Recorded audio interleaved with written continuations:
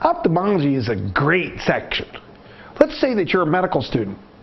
Actually, you are a medical student. And you have to choose what to go into for the rest of your life. And how do people even choose? Daddy was an ophthalmologist, Mommy was an ophthalmologist. How do you even know in such a short period of time? I'm going to tell you there's two ways to choose. Number one, if you didn't have to work for a living and you just had to go to work for fun, which one would you choose? Well, that's what I'm doing now. I would do this for fun. I am doing it for fun. Here, high-class fun. And ophthalmology is endlessly fascinating, endlessly changing, endlessly interesting. For as long as there is a blind person who needs your help, it's endlessly fascinating. Look at these pictures. What is this thing? I know, it looks like, you know why you like it? You like it because it's like looking at space. That's why. You see, this is like an astronomy picture, isn't it? Yeah, it is. It's like, this is the Cloud Nebula. No, it's your eyes. What is this thing?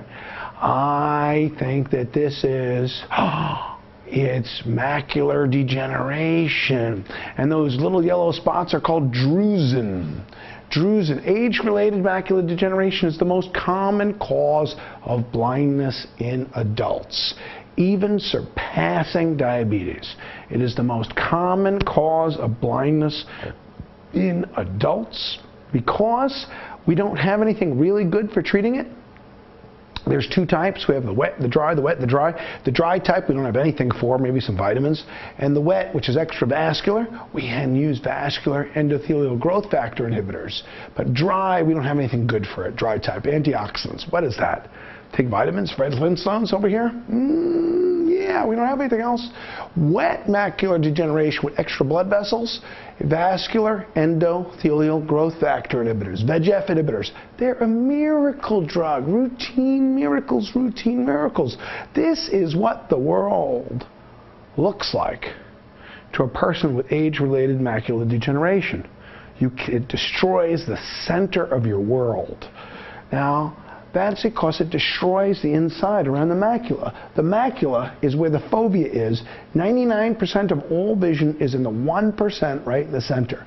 And for wet macular degeneration, we inject ranibizumab, bevacizumab. They are vascular endothelial growth factor inhibitors, and they stop 97% of wet macular degeneration and also help with diabetic retinopathy. What is it? It is a cataract. It is a white milky cataract. And what's the treatment? The medical therapy. What's the medical therapy for a cataract? That lens getting cloudy. The medical therapy for cataracts is surgery. What's the medical therapy for cataracts? It is surgery. And what you do is you pop out that lens, 5-minute procedure, cut, suck it out, or you can even go in there with a little vacuum cleaner and go, and you put in a new lens because the cataract makes it diffuse, it spreads. You see how it abnormal spread? The abnormal spread there, it can't focus. It can't focus because it's a clouded lens. So, ooh, there's a different type of cataract. Wow. The stars in your eyes. Oh my goodness, what a fascinating picture there. Is that eternity I see? Cataracts, pop it out, get rid of it, put in a new lens. There's no medical therapy for cataracts. You can put in a bifocal lens, a trifocal lens. People can throw their glasses away at the end. What is this thing? Disturbed by the cosmetic appearance. This is a clogginess. What is this thing? And it's called a chalazion. Sounds like something to eat for breakfast. Chorizos? That's what I'm thinking of. Is that a chorizo? You got sausages in your eyes, man? No, it's a chalazion. And it's a small cyst in the meibomian glands of the eyelids. Meibomian glands get clogged up, and the patients is often just asymptomatic, a little tenderness maybe, a little redness. Lipogranulomatous inflammation. Can you say that? Lipogranulomatous inflammation. Okay, lipogranulomatous inflammation. And it's not an infection. It's hard to believe that. Well, you know, acne is often not exactly an infection, right? It's an inflammatory response to oils in your skin. So a chalazion is most often not an infection. It's clogged up meibomian glands in the eyelid. So these things get to warm compresses and let it pop out. The inflamed gland will open it up. And sometimes you shoot up some steroids into the eyes if they're not effective. So if there's no response, then surgical resection of a cyst is performed if there's no response. Slice open meibomian glands. There they are, above the eye, below the eye, in the eyelid, okay? In the eyelid, meibomian glands. There it is again, the meibomian glands. In the eyelid, the meibomian glands. Now, the modality that we have here allows for much more space to be able to put imaging in than you would be able to do in a regular book. Clogged up meibomian glands, man. What is this? Oh my God! Is this somebody trying to look down and look? Oh my God! What is that thing? It's a congenital birth defect. This is an embryologic manufacturer's defect. There's no therapy for this. This is called a coloboma. And a coloboma is a manufacturer's defect in the embryologic structure where basically you did not form fetal tissue normally. It's a failure of fetal tissue to form normally, and the coloboma, what happens is that there's an autosomal dominant disorder that basically makes it so that you don't form that eyelid as you want to. The patient's often asymptomatic. That's it. You just have, this is a show and tell. This is show and tell. You just need to know what this is so you can tell people it's not something that's going to get worse. It's not evil. You're not going to go blind. And there's a lot of relaxation that comes with knowing what your diagnosis is and what the prognosis is. Osler, who started residencies in the United States, the man who said happiness lies in the absorption in some vocation which satisfies the soul when starting residencies, he actually said 100 years ago, he said, well, the point of medicine is mostly to make diagnosis and give prognosis. He didn't have any therapy. He said telling someone this is not going to get worse was a good thing. It's inherited, autosomal dominant, and there's not much that you can do about it, even if visual acuity is decreased. So you basically have some problem with your ability to focus, and that's it. Correct the refractive error. That's it. That's it. Don't worry about it too much. What's back there? Ooh, that looks more evil. That looks more evil and acute. What is in there? Okay, this is the back of the eye, and that is the optic nerve back there. And what's in that optic nerve? That is, ooh, it's been destroyed. It's fuzzy. It's been destroyed. It's fuzzy. And it is disc cupping, and that's because it's squishing the optic cup. Disc, cup. The normal ratio of the cup is in the disc. The cup is in the disc is 1/3 of the cup to disc. The cup is in the center, is normally 1/3, and this one has gotten a larger. So that makes this glaucoma. Let's go back to those pictures so you can see what we're talking about here. This is the cup being squished out the back of the head. This is literally the force of pressure, shoving this back, shoving it back, pushing it back with pressure. The cup is getting, whoopsie, there we are, in the disc. It's shoving it back and forcing it back and pushing it back out the back of the eye. The cup being forcing it back, pushing it back, shoving it out the back of the eye, and the normal cup to disc ratio of 0.3 gets much larger by glaucoma. The most accurate test is tonometry, which measures the amount of intraocular pressure. You see, the cup to disc ratio is 1/3. And when you have massive increase in intraocular pressure, it pushes the cup out the back of your eye and squishes it out. And you use beta blockers to constrict the pupil and open up the iris.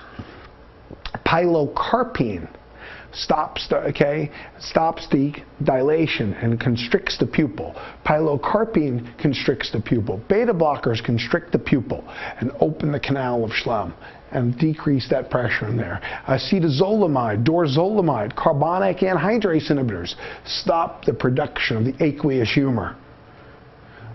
So, the normal healthy eye, you start having the cup Here's normal, 1/3, but the intraocular pressure starts shoving it out the back of the eye. Beta blockers constrict the pupil to increase the drainage. Pilocarpine increases acetylcholine to constrict the pupil, and the fluid drains out. Acetazolamide, dorzolamide stop the production of the aqueous humor. Prostaglandin analogs help the drainage. Latanoprost, bivalaprost, prostaglandin analogs increase the drainage. And if that doesn't work, you have to take a laser and poke a hole in the iris and let it drain out. This is the normal on the left, 1/3 cup to disc ratio, the increased pressure, you have to drain it out here, the canal of Schlemm. Beta blockers constrict the pupil. Pilocarpine constricts the pupil. Prostaglandin analogs increase the drainage. Carbonic anhydrase inhibitors, acetazolamide, dorzolamide, stop the production of the aqueous humor. And if that doesn't work, you poke a hole in the iris and drain it out. Glaucoma was a cause of one of the most 2 or 3 common causes of blindness in the country. It's now not number 1, not number 2, not number 3, and that's a pretty fantastic thing, don't you think? This is a very, very strange picture, isn't it? It's an iris. We are in the ophthalmology section. So what is this ocular thing? There's something funny with the iris. Now, this lesion here, the iris is actually vascular tissue. It actually goes back along something called the choroid. The choroid is the vascular layer that supplies the retina. The choroid. The choroid is the vascular layer that supplies the retina, and these are abnormalities of that vascular layer as it comes forward into the iris. This is called a Lisch nodule. And these Lisch nodules are extra bumps that are like the bumps on the skin in neurofibromatosis. These are spindle cells in those neurofibromas. These are Lisch nodules. This is part of neurofibromatosis. The iris is part of a vascular layer called the choroid. And these are Lisch nodules. Wow, what a fantastic picture. What news from the eye, my lord? Lisch nodules. Lisch nodules are the nevi of the iris with neurofibromatosis. Most of the time they're asymptomatic, and sometimes they clog up things and they cause increase in intraocular pressure and glaucoma if they just clog up things. There's really not anything you can do about them the same way in the neurofibromas of von Recklinghausen's of neurofibromatosis. There's really not anything you can do for that either. So Lisch nodules, there's no therapy you can do for them. And if the glaucoma develops, you treat the glaucoma with beta blockers, constrict the pupil. Pilocarpine constricts the pupil and drain it out. It's something you just need to know what it looks like. Lisch nodules. What is it?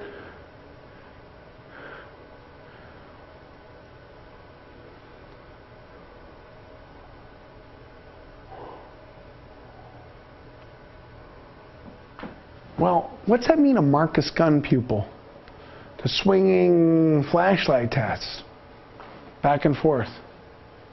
The normal eye constricts, but the abnormal eye constricts with its light shown in the other eye.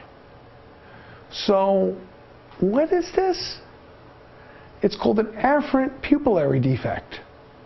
And what that means is that one eye just doesn't work. One eye's got optic neuritis. So if you look at this lesion again, you will see that the biggest thing here is that it is a problem with one eye just not constricting at all. Which one is the abnormal here?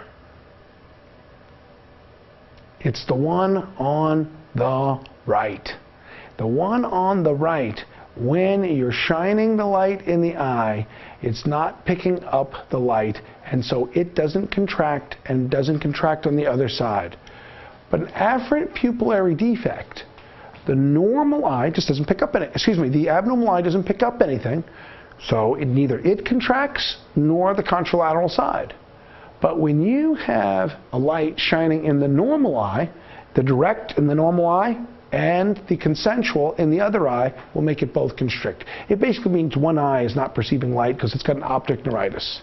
And that's an afferent pupillary defect, a Marcus Gunn pupil, and that's when you see here, this is optic neuritis. This is optic neuritis. This is optic neuritis. And when you shine the light in the eye with these optic neuritises, then you don't see anything, you don't pick up the light, and neither that eye nor the opposite side of the consensual will react. Neither this eye nor the opposite side of the consensual will react. Neither that eye nor the opposite side of the consensual will react. When you shine the light in the normal eye, both react. What is it? Ooh, what is that? What is that? Do you see anything in there? I do. What do you see? I see the image on the top is normal. What's in the bottom? Little dots, little snots, little red things, dots and blots and snots. Yes, this is non-proliferative or background retinopathy. The only thing that you can do for non-proliferative or background retinopathy is to control the sugar. Since there's no neovascularization or vitreous hemorrhages, laser photocoagulation does not work, and VEGF inhibitors don't work. You do laser photocoagulation and VEGF inhibitors when you've got proliferative retinopathy. So proliferative retinopathy, you actually have more therapy because it's more evil. This is background little stuff, and all you can do is control the sugar to make it get better. So non-proliferative retinopathy, even if it looks terrible, and even if you have these exudates and these little bitty hemorrhages, there's not much you can do about it except to control the sugar. Now, little things control the sugar. When it gets to be proliferative retinopathy, then you can do much more. VEGF inhibitors. What is this thing? It's fuzzy there, isn't it? Ooh, beautiful picture, isn't it? The sky. That's fuzzy. That's very fuzzy. Where's my sharp? Let's go look at a different eye. There's my sharp disc margin. What's a sharp disc? A sharp disc. Well, what do you think's now with this thing? Fuzzy, fuzzy. That's the macula. But that's a very fuzzy disc, isn't it? So what do you do with that fuzzy disc? That's papilledema. Papilledema is a sign of increased intracranial pressure. Let's go back to this fuzzy disc. And it can be difficult to tell this apart from optic neuritis. The logical thing is that people go, man, that's hard to tell that apart from optic neuritis. I agree with you. This is hard to tell apart from optic neuritis. But even though it's hard to tell apart from optic neuritis, you're still got to try.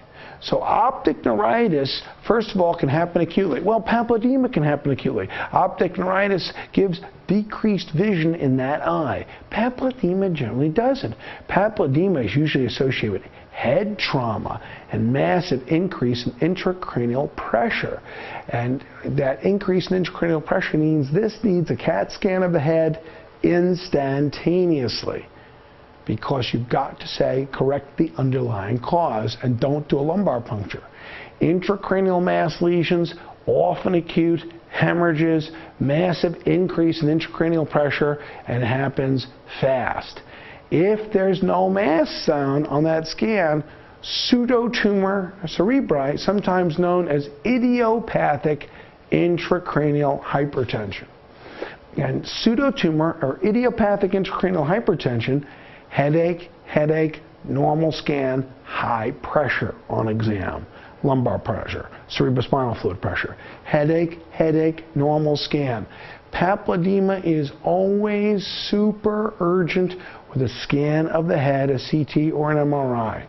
And now you can't do the lumbar puncture till you've imaged the brain, because you can't tell if there's not a mass in there. You can't do lumbar puncture till after you do imaging the brain, Because how do you know there's not a mass lesion in there that's going to make someone herniate? We see papilledema on the left and normal on the right. Fuzzy, fuzzy, fuzzy, fuzzy on the left. Sharp, sharp, sharp on the right. Again, fuzzy, fuzzy, fuzzy, fuzzy on the left. Sharper on the right. Papilledema. Ooh, those are good pictures. I would look at a couple times. Isn't ophthalmology fascinating? I think so. Ooh, what's back there? What is it?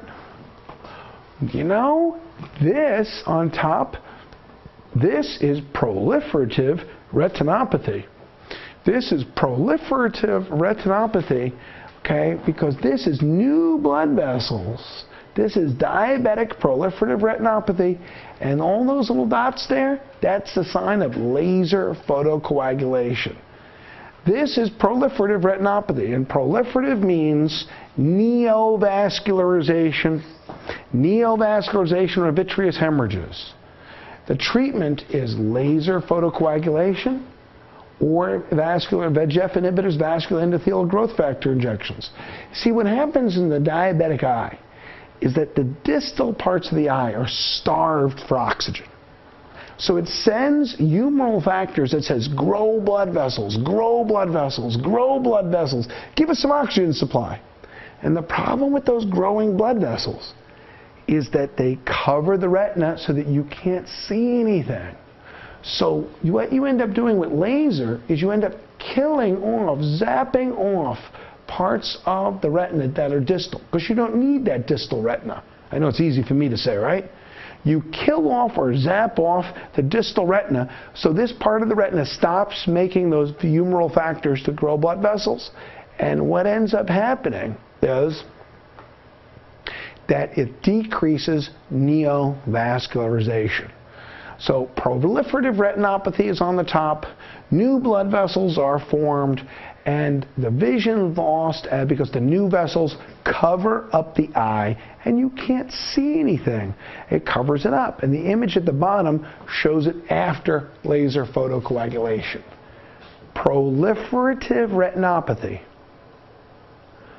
is the starving retina sends signals to the vascular layer of the retina. We are not getting enough oxygen. We're not getting enough blood flow. Send us some blood flow. Make some vessels for delivery.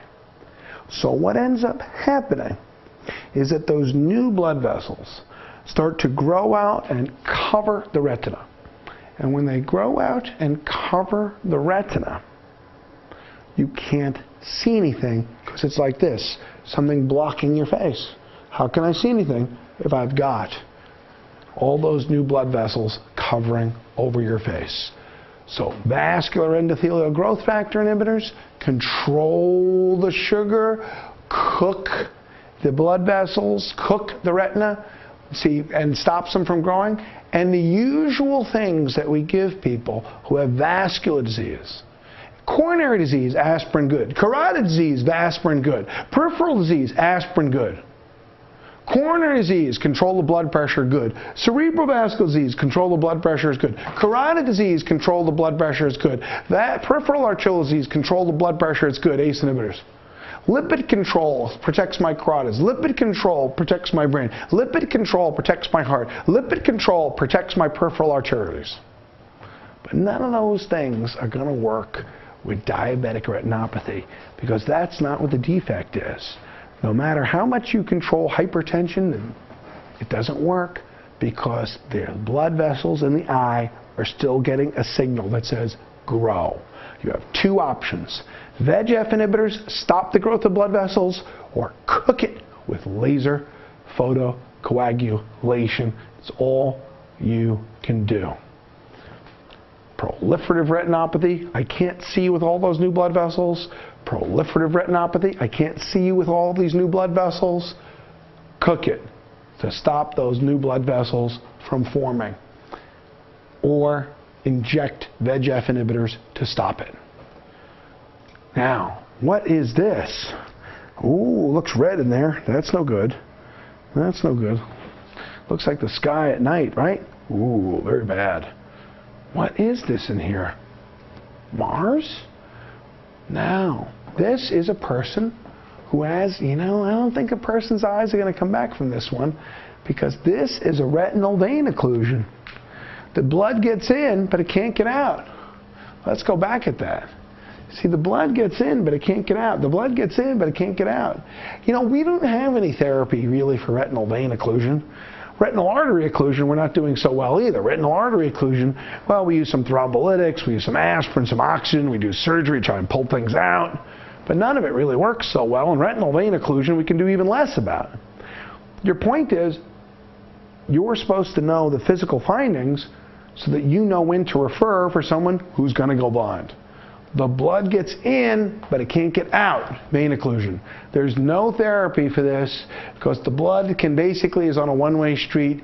We don't know why people have retinal vein occlusions. It's not embolic. That's retinal artery occlusions are embolic. The ophthalmic artery is the first branch of the carotid. So the cause of this is unclear to us, and the eye looks fine from the outside. It's a painless loss of vision. The eye is not red, it's not tender, it doesn't hurt, it's not tender, it's not red, and you're going to go blind. Artery occlusion, retinal artery occlusion. The eye is not red, it's not tender, but you're going to go blind. Diabetic retinopathy, the eye is not red, it's not tender, it looks normal from the outside, you're going to go blind. This one has no therapy. Looks great from the outside, going to go blind. Ooh, but this thing looks terrible from the outside. Clogged up, infected, nasty crap.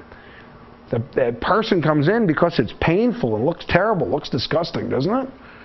And it shows this red, nasty, painful, tender thing. So what is it? It's a sty in your eye. Ooh, look at that, a sty in your eye. It looks red, looks nasty, it's painful. And what happens with it? Nothing.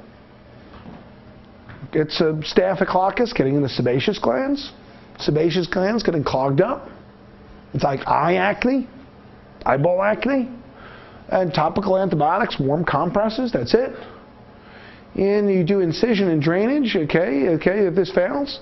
Okay, so the thing is that you basically slice it open, okay, and that's it. Staphylococcus and the sebaceous glands, okay. Steroids are not necessary, no, because it's a little abscess there. It's a little abscess of sebaceous glands. Sty in your eye. See, look, retinal vein occlusion. Retinal vein occlusion. Doesn't look red, doesn't look warm, doesn't look tender, doesn't hurt. You're going to go blind. Artery occlusion, the same thing. Detachment of the retina looks the same thing. All of them look great from the outside. All of them will make you go blind. This looks terrible. It's sebaceous glands clogged up. Sebaceous glands clogged up, big deal. Sebaceous glands are clogged up, sebaceous glands are clogged up. Yeah, staphylococcus, big deal. So let's look at those again. Isn't that nice, wonderful pictures, aren't they? So, yeah, sebaceous glands get cooked up, yeah, big deal. So you see, a sty is a hordeolum. The sty is a hordeolum, it's infection of the glands of the eyelid, and this one hurts, they both hurts. Okay, so meibomian glands, it's a staphylococcal infection. Chalazion is inflammation of meibomian glands. But chalazion is not an infection. Hordeolum or sty is an infection. What a beautiful picture. We should stay here forever. But we can't. We have to absorb more.